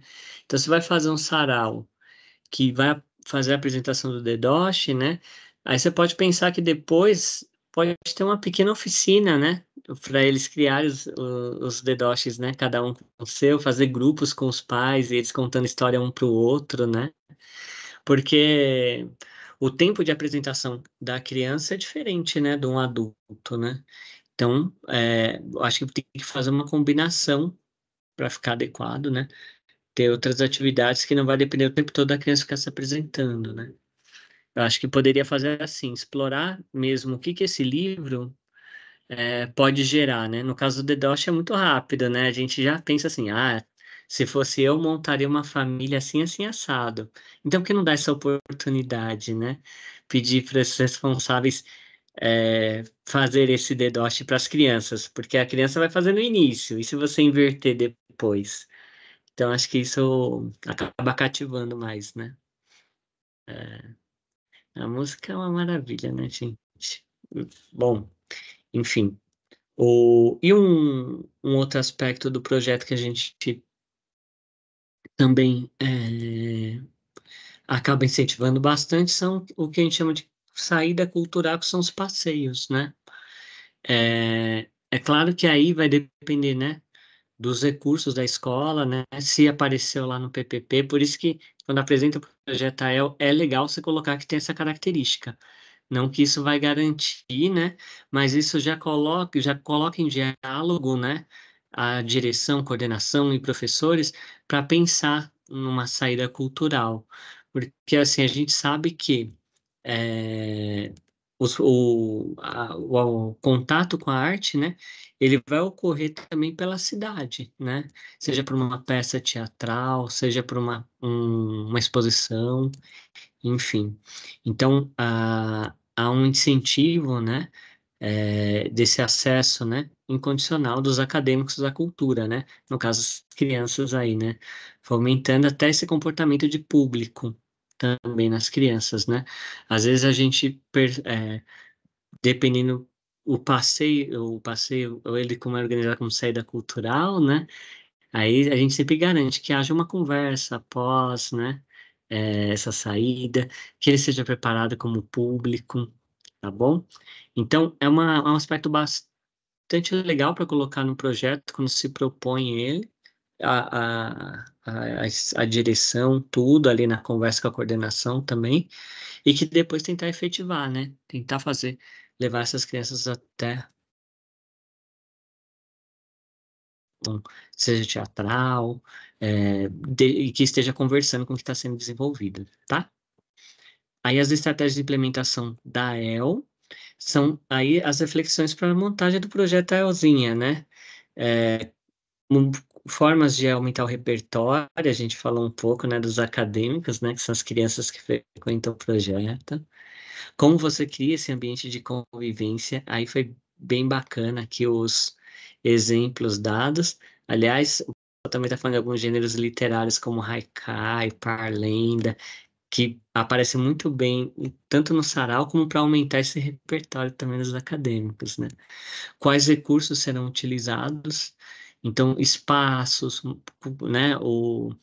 E é interessante, por exemplo, se o projeto prevê, né, que tem a saída cultural, vê a possibilidade dessa turminha ir até alguma apresentação, né? Alguma visita uma exposição. Como eu vou despertar esse aspecto lúdico da leitura? Aí vocês viram que tanto no momento da mediação, quanto com as outras linguagens, é possível fazer essa brincadeira, né, com as crianças.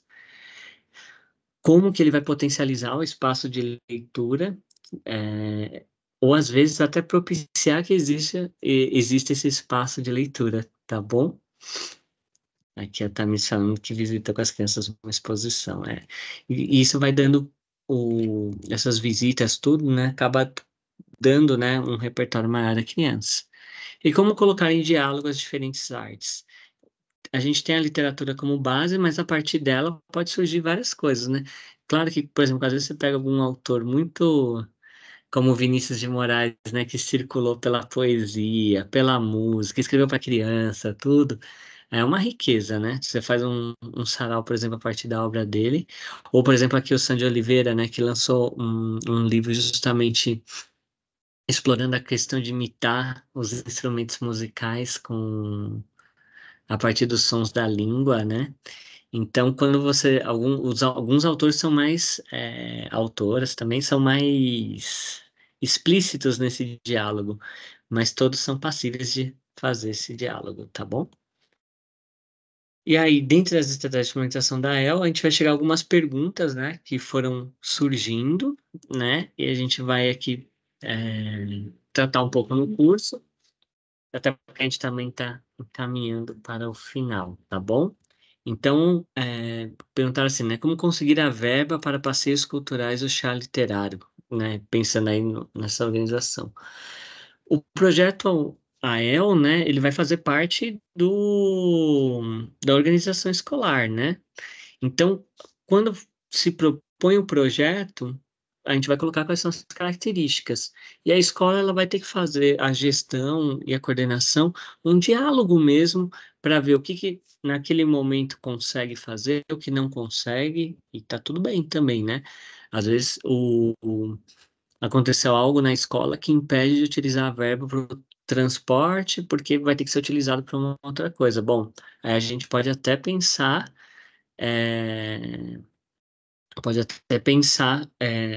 em formas, né, de até falar assim, poxa, mas será que não tem um espaço cultural no entorno que a gente não conseguiria organizar de outro jeito? Então, o acesso aos bens culturais que tem na cidade, ele é um aspecto importante do projeto. Mas isso sempre em diálogo, né? Então, a verba é da escola, né, da EMEI, só que aí sempre em diálogo, colocando no planejamento tudo, né? Se haverá formações para os CPs multiplicarem para os docentes, né? Esse curso e o anterior também a gente teve bastante coordenador pedagógico, né? Então, a gente já imagina que esse movimento vai acontecer, né? A ideia é que sempre nossos cursos estejam junto com os coordenadores pedagógicos, porque também são eles que vão fazer essa ponte, né, com os professores. Tem um professor que diretamente vem até nós e faz a formação, e tem muitos que é o CP mesmo que leva a ideia. O Projeto AEL na minha escola, ele surgiu porque um coordenador teve essa experiência, coordenador pedagógico. Aí ele levou para minha escola e eu acabei abraçando na época, né, junto com a ajuda de muitas pessoas. E aí depois o projeto a gente foi angariando ali outros professores que quiseram aderir ao projeto AEL, tá bom? Podemos trabalhar no contraturno uma vez por semana para atender as duas turmas, ganharemos tax. Quando faz a ampliação, né, do seu horário, então, eu vou atender a criança do contraturno, né, que a gente tinha falado, né? Eu vou atender a criança do contraturno e eu estou estendendo, então, eu tenho direito a ganhar o JEX, né, que é o valor, né, pela jornada. Agora, o TEX é aquela horário que a gente ganha para fazer o planejamento, né?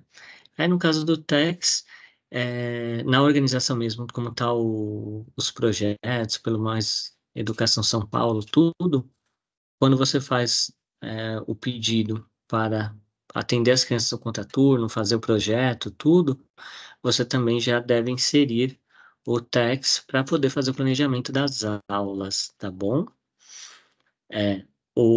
Até aqui, só dois comentários surgiram no chat, né? Aí voltando só um pouquinho à questão do sarau, se as músicas têm que ter ligação com algum livro. Não, a música ela pode dialogar ou no tema, ou ser da mesma época. Tem várias maneiras de colocar em diálogo a música com a literatura sem exatamente ter essa inspiração direta, né? No repertório, a gente vai botando em diálogo mesmo, né? E aí até a colega colocou, né, como é difícil sensibilizar os outros colegas. É que é sementinha mesmo, né? A gente vai levando a ideia e vai vendo se ela brota, né? Às vezes demora um pouco, às vezes algumas terras tem que regar mais, mas a gente vai levando. É um projeto, né? A gente também tem que ter muito cuidado, assim, que é sempre um convite, né? A inspiração da El é ser um convite, né? Quando a Felizinha teve essa ideia, né? Ela criou uma senha para as crianças, né? Então ela falou, olha, quem quer saber o que é o projeto, né? Ou quem quer saber, quem quer participar, vai me procurar e dizer eu me apaixonei. E aí quando ela conta, ela fala que passou meses para aparecer a primeira criança que falou eu me apaixonei. E hoje o projeto está aí, né? Em quase 200 escolas, né? Então, é isso, é sementinha mesmo, tá bom? Como estruturar o tempo da rotina com a El? Então, se for pensar numa rotina da unidade toda, aí eu acho que é legal nomear mesmo, né? Como a Elzinha, dentro da rotina, e essa rotina ser pelo menos dividida em dois momentos. Um em que o aspecto, o contato com o livro, ele é mais forte, e outro em que esse contato com o livro vai inspirando, né, esse trabalho com outras linguagens, como o teatro ou a música. O importante é ter o diálogo, não que uma coisa está inspirada na outra, mas o diálogo, você colocar lado a lado, tudo, para que você possa ter ampliação, né? E também para dar a ideia de uma identidade, né, do projeto, que senão ficam duas coisas separadas, né? É, na aula de teatro se desenvolve, por exemplo, algumas atividades, exercícios que não tem muito a ver com o que está acontecendo na literatura. Aí perde esse caráter de ser um projeto só, né? É, como obter a adesão das crianças ao projeto, principalmente se for no contraturno. Aí a gente até falou um pouco, né? Não só, eu acho que é criar momentos em que você possa falar com os outros professores sobre o projeto, se você vai atender as crianças no contraturno, porque aí os seus colegas viram seu propagandista, né? Eles vão falar dessa proposta. E também mostrar para a criança, por exemplo, né? Se tem um espaço de leitura, porque eu fazia muito isso na IMF com a sala de leitura, né? Falava, poxa, quem gosta aqui da sala de leitura? Aí já tinha gente que levantava a mão que amava, né? Falava, a gente tem um projeto que vai explorar ainda mais os livros e tal. Então, a gente vai fazendo essas conversas com eles, além desses eventos de apresentação à comunidade, como a gente falou, como chá literário. É nesses momentos que aparece muito mais gente querendo, e você pode fazer, ou você pode incluir, tendo vaga, ou se realmente a turma já está grande, aí você faz uma lista de esperas, né? Se é necessário montar uma sala que atenda às necessidades do projeto, né? Lembrando que essas perguntas foi que surgiram aí na nosso levantamento com vocês que fizeram, ou com quem fez esse, né, e o curso anterior. Ele não precisa de uma sala, né? A EL, ela pode funcionar em qualquer lugar da escola, né, da e-mail, não tem problema, mas se tem um espaço de leitura, muito do tempo vai ser feito ali. Se tem um de multilinguagem, melhor ainda. Se tem um palco, melhor ainda.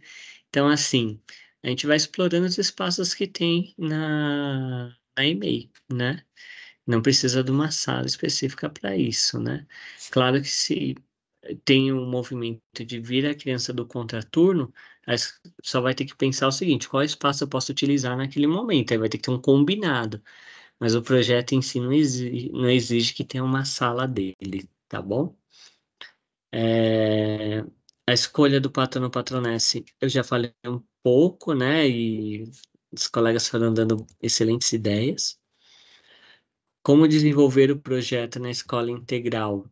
Aí também, como naquela adesão, né, do território do saber tudo, você pode colocar como um projeto mesmo da escola, fazendo rotina das crianças, né, do dia a dia ali, e aí já tem lá, né, você pode fazer essa opção pelo projeto AEL, tá bom? Se é possível ter o projeto dentro do SEI, estamos de olho, assim como com a EMEI, né? A gente vai vendo as primeiras experiências, proporcionando tanto esses espaços de diálogo com a formação atual, como em outros momentos, né? A gente participou da jornada infantil no ano passado, então a gente está em diálogo, conversamos muito com nossos amigos lá da divisão de educação infantil. Então, assim, a gente vai conversando, né? A gente já está vendo algumas ideias que estão surgindo e, lógico, um dia a gente quer tá um pouco, está também nas 6. A gente só não faz uma proposta agora, né? Justamente porque a gente tem pouco repertório mesmo de experiências existentes na SEI em relação a um projeto como a EL. E aí teria que pensar nas adaptações, como que funcionaria, mas seria interessante, a gente está de olho, sim. As aulas de teatro, eu já falei um pouco, foi uma das dúvidas que surgiu, mas trabalhar, pode ser trabalhando as diferentes linguagens, né? Acho que o mais importante é criar na criança aquela sensação não, a capacidade de expressão mesmo, né? Dela sentir que tem um corpo, que esse corpo tem significado, que a voz dela tem significado, né? E a partir daí ela vai tirando os elementos expressivos que ocorrem no teatro, né? A escola precisa saber o que já está previamente estabelecido para ela acontecer, né? É lógico, quando a gente leva o projeto, a gente faz uma proposta, né? Que é a organização do projeto durante o ano, né? Mas a ideia é que tenha pelo menos esse plano prévio, né? Do que vai acontecer durante o ano. Por exemplo, a que eu tinha falado da saída cultural, né? Que é o passeio. Você pega e fala assim, poxa, eu coloquei isso no meu planejamento, mas se eu não fizer uma conversa com direção, com coordenação, não vai sair. Então é importante que a escola toda tenha acesso, né, ao que você está planejando e que também tenha momentos que você possa até compartilhar, como a gente falou, né? Às vezes numa reunião com os responsáveis, começar com uma pequena apresentação da Elzinha, isso já vai dando uma identidade àquela e-mail e também à própria Elzinha, né? Tá. Poderíamos organizar encontros entre os professores do projeto. Esses encontros poderão ser pagos como JECs para aqueles que não estiverem dentro dessa jornada. Poderão desenvolver com outras salas de um turno diferente sua jornada e receber como JECs. Quais serão as exigências mínimas para o desenvolvimento do projeto? Eu acho que o importante para o projeto é que exista tanto as aulas de literatura como as de teatro. Agora, JECs, como está feita a pergunta, nunca é pago sem você estar com o estudante, né? Com a criança. Então, aí não teria como pagar para fazer isso, né? O que daria para fazer é, sim, ter o TEX, e aí você pode... Esses professores que participam do projeto podem combinar desse TEX ser no mesmo dia e horário, porque eles podem conversar e planejar juntos, né? Qual deve ser a carga horária mínima? Pensando semanalmente, né? Seria interessante pelo menos ter 2 aulas de literatura e 2 aulas de múltipla linguagem, teatro, né? Então, em torno de 1h30 para literatura e 1h30 para o teatro. Se a fundação deve acontecer esse ano, Não necessariamente, né? A gente sabe que até mesmo pela novidade do projeto, as pessoas vão, às vezes, inserindo alguns elementos, pensando que um dia vai ter a academia, mas nesse ano não está planejado para que ocorra a fundação, não é necessário, tá?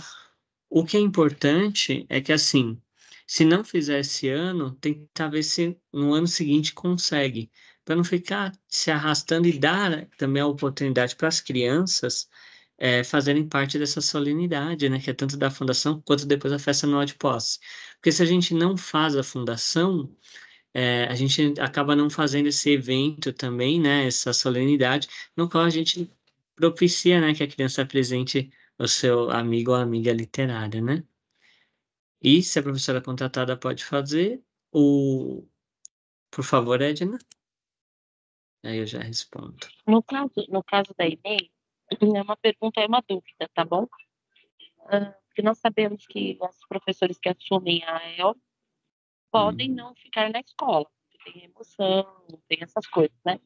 É necessário que a AEL esteja, que ela conste no PPP da escola como um projeto institucional? Olha, Edna, eu acho mais interessante que esteja no PPP mesmo, porque quando a gente apresenta um projeto de contraturno, ele automaticamente vai para o PPP, né?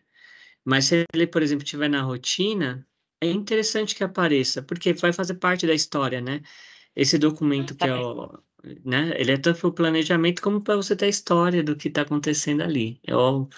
Para mim tem que estar lá. E até para poder fazer algumas demandas, como, por exemplo, organizar a questão da saída cultural, tudo, né? E aí,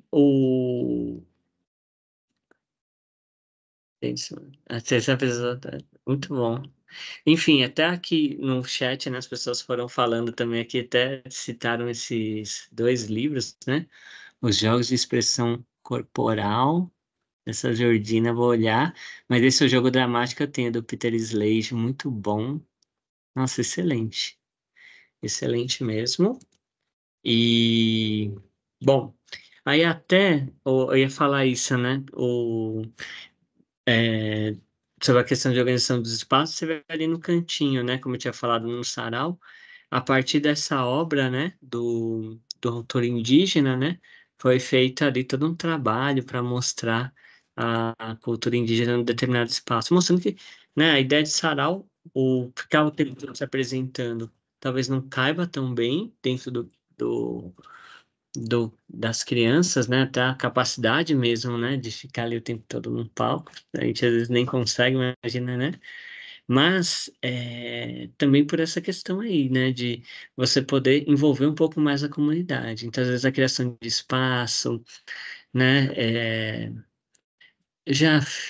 Uma vez a gente fez o pessoal da EL, que a gente fazia um dia da família na escola, né? A gente acabou fazendo propondo que se fizesse esquetes, né? Então, os pais, né, os responsáveis com seus filhos, fazer uma mini apresentação para a gente. Foi bem bacana. Enfim, a gente vai lembrando também, né, tendo ideias. E é isso, gente. Queria agradecer vocês, né, pela participação,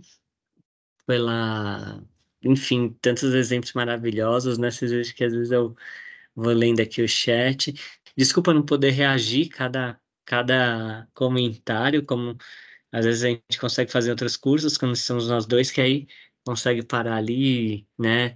Dar um joinha, né? Enfim, fazer um comentário. Eu acabei fazendo tudo verbalmente mesmo, porque, né? A gente vai aqui, tem que olhar o lobby, tem que olhar o slide, mas espero que todo mundo tenha se sentido acolhido.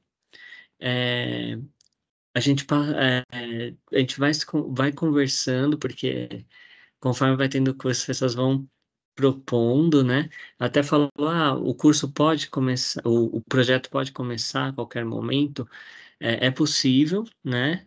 Principalmente porque entra no repertório e você tem algumas pessoas que querem iniciar. Então não precisa ter iniciado no início do ano, né?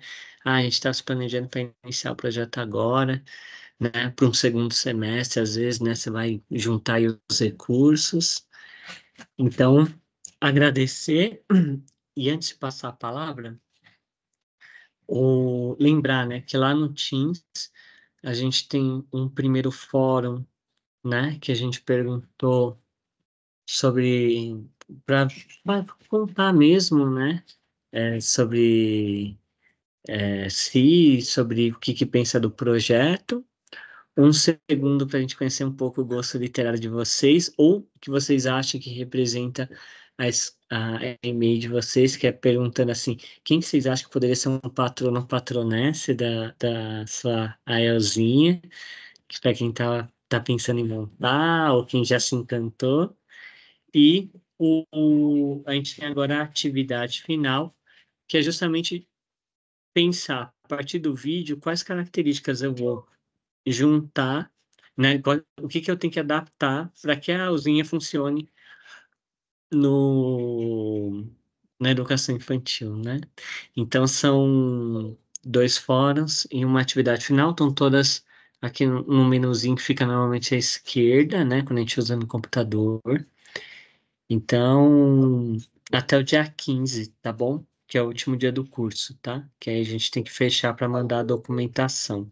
Até segunda-feira que vem, aí precisa estar com tudo feito aí, né? Mas está sendo muito bom ler os comentários de vocês lá e aprender também, né? A gente tá junto, como a gente falou no início, a ideia, são orientações, né? Que a gente colocou num documento, né? Porque a ideia é ter algumas orientações, mas depois a gente vê exatamente como que cada e-mail foi pegando, né, a ideia da El e transformando em sua, né? É um sonho, como eu falei, né, plantado pela Suelizinha, né, 19 anos atrás, e estamos aqui junto, né, realizando esse sonho, tá bom? Não, hoje é a última aula, hein? Hoje é a última aula. Até o dia 15 para postar a atividade final, tá bom? Hoje é a última aula. Dia 15 para postar Hoje a é, atividade final.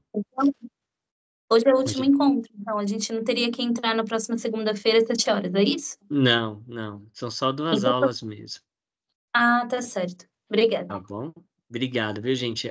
Hoje é a última aula. A gente reforça lá no grupo, né? Que é um curso mais curtinho, mas que é justamente para poder ajudá-los nessa ideia de implementação da ELzinha. Espero que tenham gostado, que tenha ajudado, e a gente espera encontrar aí vocês é, com a ELzinha montada ou a caminho de, tá bom? Obrigado, gente.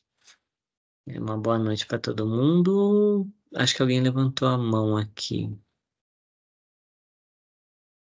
Pode, Maria das Graças, é. Eu levantei sem querer, eu só Ah, ia tá bom. bater palma. Tá bom, obrigado, viu? Imagina. Obrigado a vocês. Das graças. Tá ótimo. E, Obrigado, deixa viu? eu ter uma última dúvida. Tem um feedback